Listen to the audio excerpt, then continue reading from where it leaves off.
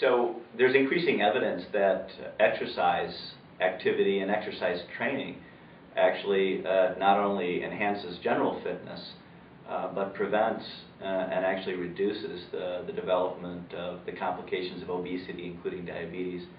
So we were interested in trying to determine whether we could identify factors that allow exercise training in muscle, and to see if they could be therapeutic targets in the long run for the prevention of the complications of obesity.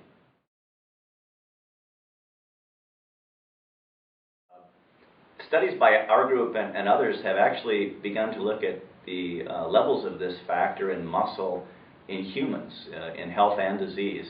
One study we did earlier on demonstrated that after exercise, the levels of PGC1 alpha and PGC1 beta, its relative, increase quite significantly in skeletal muscle in humans after exercise. And others have found that its levels are actually low in those who have developed insulin resistance, which is the first stage towards the development of diabetes. So we think that high levels of this factor could correlate with muscle fitness, and low levels could be linked to the development of insulin resistance and diabetes.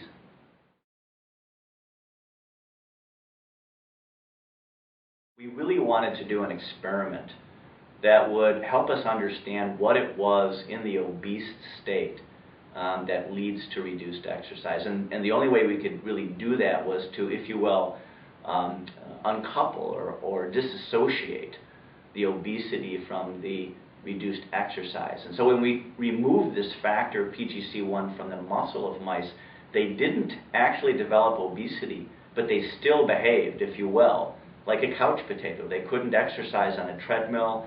And so this is really interesting because the levels of PGC1 are actually reduced in obese people. And so we think this is part of the vicious cycle of reduced activity leading to greater obesity.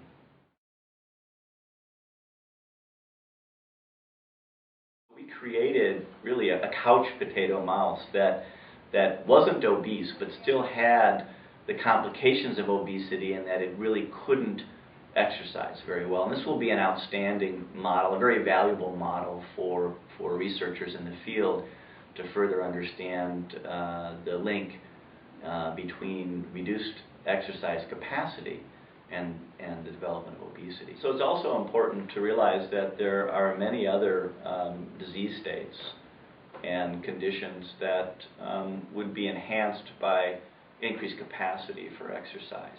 And that would include long-standing illnesses, recovery from long-standing illnesses or injuries in which a patient would be bedridden, and in many cases it's hard to get them back into physical shape. And so we believe that this approach might also be useful in that regard.